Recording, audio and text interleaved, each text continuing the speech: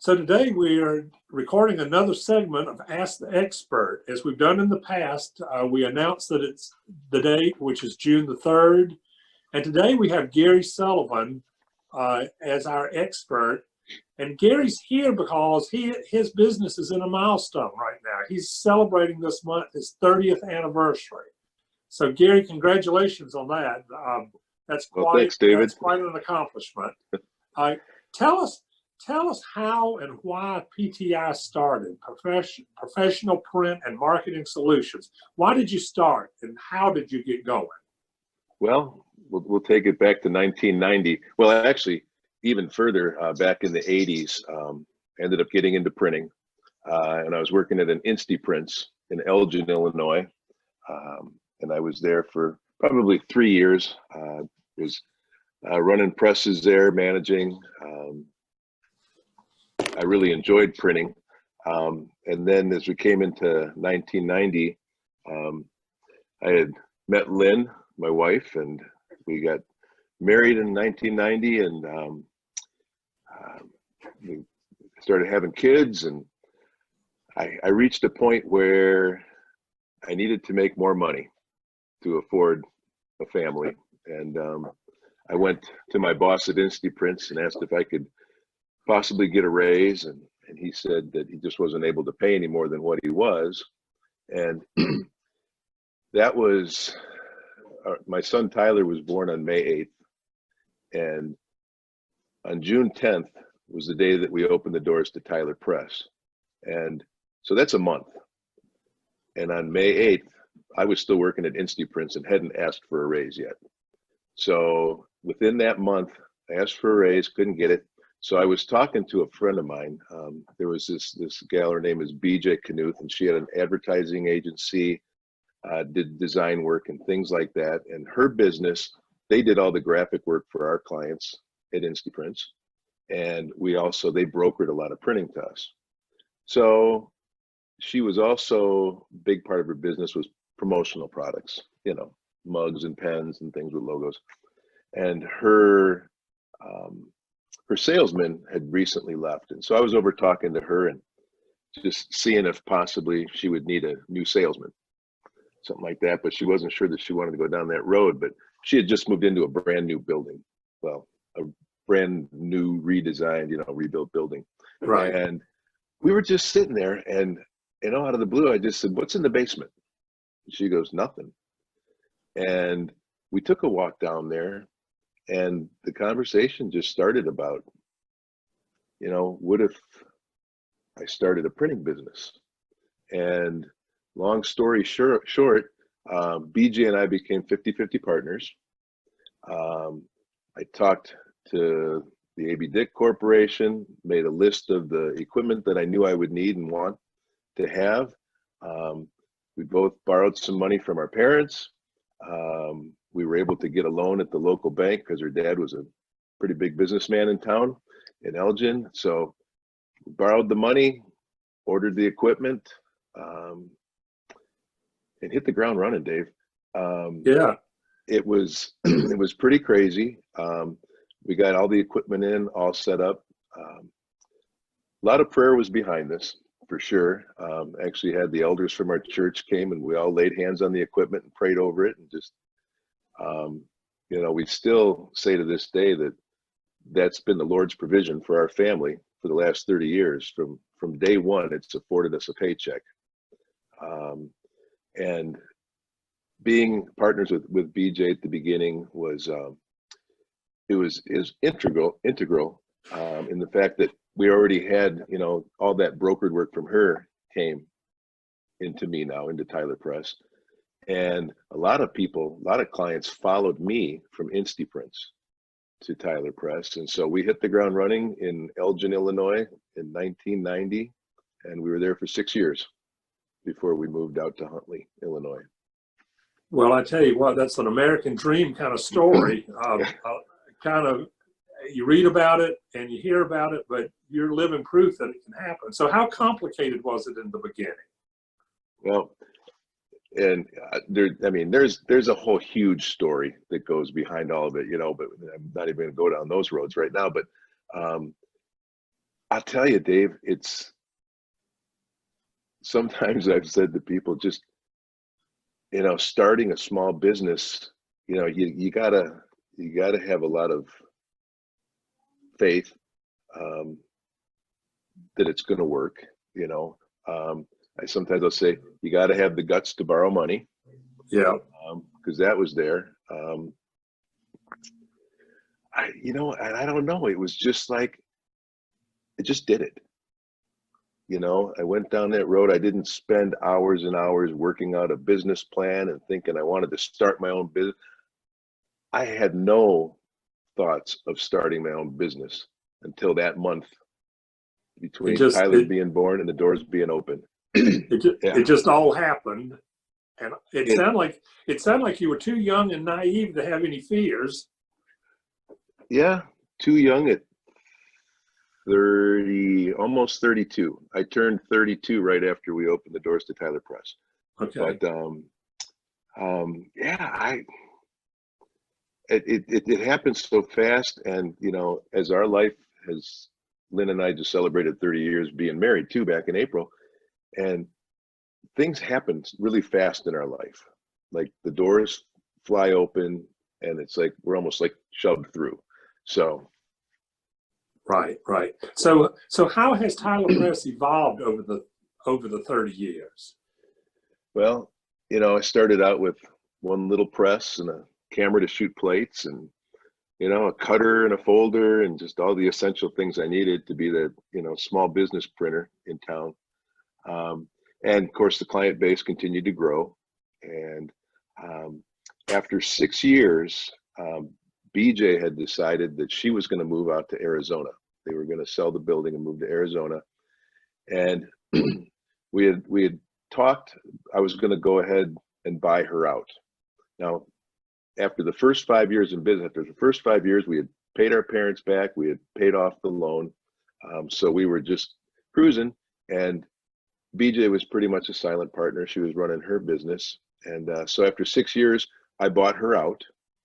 And then I moved the business out to Huntley, Illinois, which was, I don't know how far it is from Elgin, but I didn't want to go so far that I'd lose my customer base.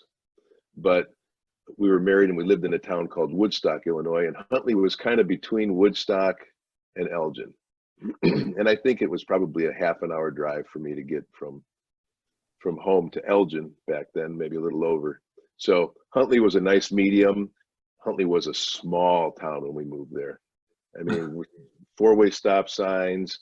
There was a little shopping center, and we went into a space in the shopping center there, moved to Huntley, and just got involved in that community, joined the Chamber of Commerce and got networking, and I'm a chamber guy. And so then we were there in Huntley since 1996. First in a smaller unit in the shopping center, then we moved a few years later into a larger one, added a second press, added some more equipment, started getting a couple employees, things were growing. When I got to Huntley, we were printing the school district newsletter, and it was an 8.5 by 11 white piece of paper, black ink, both sides tri-folded, and mailed out to maybe 800 people. Yeah. And few years, like I said, we got there in 96. Few years after that, Del Webb Retirement Communities was looking for a location to have their first northern retirement area. And Huntley was in the running for that, and they decided to go to Huntley. And so Del Webb was coming to Huntley, and I mean, that opened up the gates, and Huntley's a whole different looking place nowadays. I mean, it's thriving. It's an amazing community, business community, has really grown. And so we went from, the smaller unit in the shopping center to a bigger unit in the shopping center. And then from there, we hit 2008, 2009 came along. The 2000s was just a period of great growth. Yeah. And course, we kept having kids. You know, we got 5 kids now.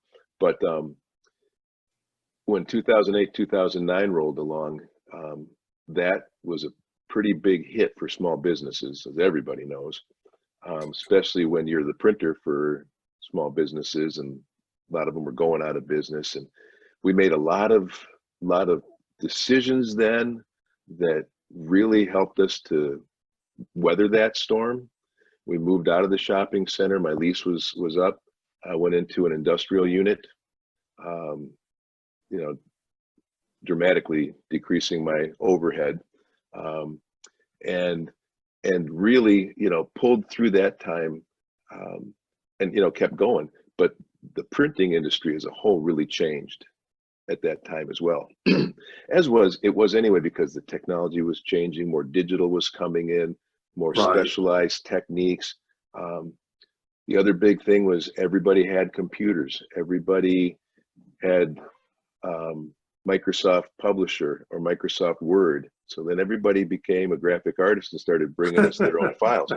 And Yeah. so, you know, back in the day when they would come to us and we'd do all the design work, everything was just the way that it needed to be to print. Now we're getting all these files that we're trying to fix, and, you know, so there was a whole nother aspect to the business. But but the digital technology, all that, required huge investments to step up and stay in the game, you know. So you know, a lot of shops sold. A lot of the bigger franchises were putting in specialized teams going around to smaller printers, seeing if they wanted to sell. A lot of guys got out back then, got out of it, and the corporate small shops, you know, the franchises were, you know, basically buying them up to get their book of business. Right. So that was a lot of the changes that were going on back through that time. So, so then how did you wind up in Aiken? Tell us that story. Yeah, sometimes you ever feel like you just got to pinch yourself sometimes? But my wife Lynn, her parents, her dad worked for Commonwealth Edison, the electric company, up in the northwest suburbs of Chicago, and he retired, and they were looking for a place to retire to, and we're checking out different places. They ended up going to a retirement show at the McCormick Place in Chicago, and Cedar Creek Development had a booth there, and they got information on Cedar Creek and Aiken, South Carolina, and they came down and visited and said, "This is the place," which is a lot of stories like that, you know. Yeah, story after story after story. You know, and I always equate it to, I always love the story of people that would come to our church, and it's like, you know, how did you find our church? And they said, well, we were actually on our way to go visit a different church, but as we drove by, it's like, God just told us to come here. Well, that's the same kind of story you get about Aiken from people. It's like, well, we were headed down to Florida somewhere, we were headed to the villages or, you know, whatnot, and we saw the sign about Aiken. We just thought, let's go see what that is. Drove in, fell in love, and here we are, you know. So yeah.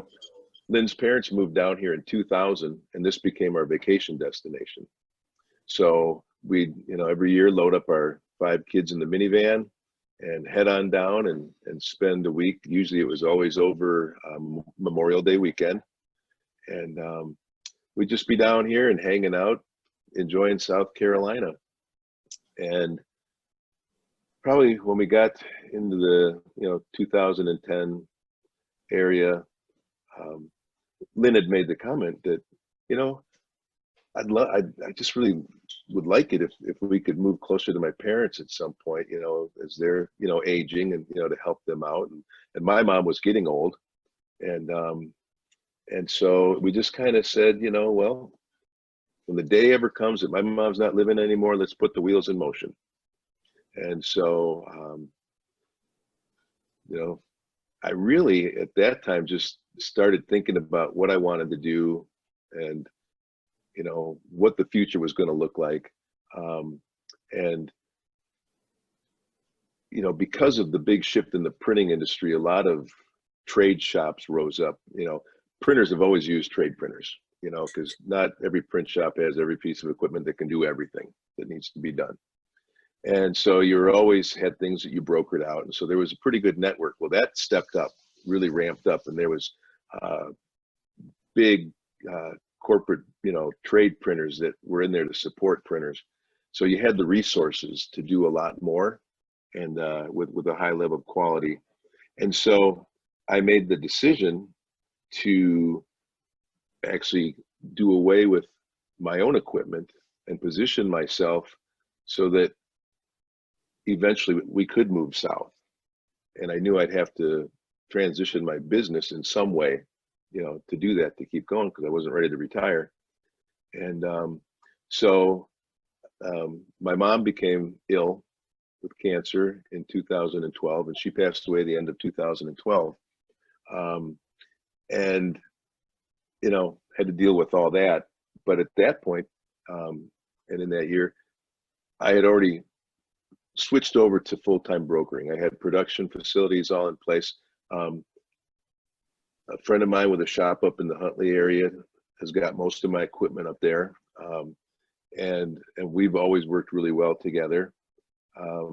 So, the fast story goes again, beginning of 2013, we had to deal with my mom's estate, her home and all that. And by May, we were done with that. We said, okay, let's start downsizing our stuff. Let's put the house on the market. It'll probably take at least a year to sell the house, if not more, that was 2013. Stuff wasn't flying, through the real estate market at that time. And that was another picture of, that was June of 2013. And we were here on October 1st of 2013. So June, July, August, September, 4 months. And then we were here. And it sounds like May and June are always big decision months for you. They're pretty much hang on and go months. That's for sure. But we found a house down here in Aiken in Cedar Creek, and I bought it. I mean, I showed up at that first. Well, I'd met with you actually a year before we moved down here. Yeah, you sure did. To talk about it, in the chamber and introduce myself. And I mean, sometimes I look back and it's just crazy, say, you make the reference of it's like pulling a Band-Aid off. Lynn always said it's like pulling a big piece of duct tape off. It's just like, it just happens so fast. And hard to believe we've been down here 7 years. It'll be 7 years this October. It is, and you have a great skill of meeting people and networking and never meeting a stranger. You do that very well. So Gary, what do you have a couple of pieces of advice that you would give somebody that's thinking of opening a small business? Well, I think it helps to be passionate about something that you enjoy doing. I've always thought of people that have just had a job that they didn't like, but it paid, and and they're there their whole life, and that's what they retired from. I think if you're going to start your own business, do something that you're passionate about. Pray about it. Get professional. I mean, there's great people out there, business coaches, and accountants and lawyers, and you've got to surround yourself with the right pieces to the puzzle. Because, I know how to print. I knew how to print when I started my business, and I loved printing. I still love printing, but I didn't know about all those other pieces. So you've got to, have that direction. It's important to have the professional help. But then just keep going. Just if you believe in yourself and if you believe in what you're doing, you just keep going. Just evolve. It's like when you'd ask me about how's it evolved, and Tyler Press has just really evolved through the years, and you know, and I love it. I love it. You know. Well, your enthusiasm is obvious. Your professionalism is also obvious. So Gary, where do you see TPI headed? What's your next milestone going to be? Well, it's funny because I'm going to be 62 next month in June, and so I'm thinking, like, I thought, I'll go till I'm 70. I'll retire when I'm 70. I've got people in place, you know, that want to buy my book of business up in the Chicago area because I still do a ton of business up there. I got people down here that want to buy my book of business, you know, down in the Aiken area. I got a lot of business down here now as well. And so, and I just thought, well, 70 is a nice round number, Yeah. you know, until about 2-3 weeks ago. And I thought, wow, 30 years, I'm celebrating 30 years. And that's 3 decades. And I just sat there and kind of pondered the 3-decade thing. And then I thought, well, maybe I should go 4 decades and end it on a decade, you know? Yeah. So we'll have to see how things look when I hit 70, how I look when I hit 70. And, you know, it's all Lord willing, but I love what I do. And I don't play golf. And so, you know, I'm sure I'll just keep on keeping on. And even after I quote unquote retire, we'll find some way to stay involved in the industry so I can be that old guy that, well, then I can sit at the table at the chamber breakfast, the first Friday breakfast, the middle table in the back. Yeah. Oh, you would know, have really come up in the world if you ever got to that table. If I get to that table, you know, the retired guy table. But that's, you know, just keep doing what I'm doing, Dave. You know, because like I said, I love it. And I'm starting to look into, I just had a great meeting yesterday, looking at getting into custom packaging, product packaging, expanding what Tyler Press is doing beyond, you know, the obvious printing of, you know, doing the brochures and business cards and rack cards and postcard mailings and, you know, magazines and books and, you know, all that stuff we've been printing for years. Lately, I've been getting clients asking about packaging boxes for their, you know, their products. And so I'm getting some good, you know, resources for that. So I'm excited about that. Something new. Yeah, something new. You're the kind of guy that needs something new all the time. I feel like. So Well, Gary, this has been a great conversation. Congratulations on 30 years. 30 we years. wish you another decade now, and we're glad that you found your way to Aiken because you have added so much to our community. This has been another segment. Appreciate it. This has been another segment of Ask the Expert, and we'll be back up with a future segment sometime soon. Thank you.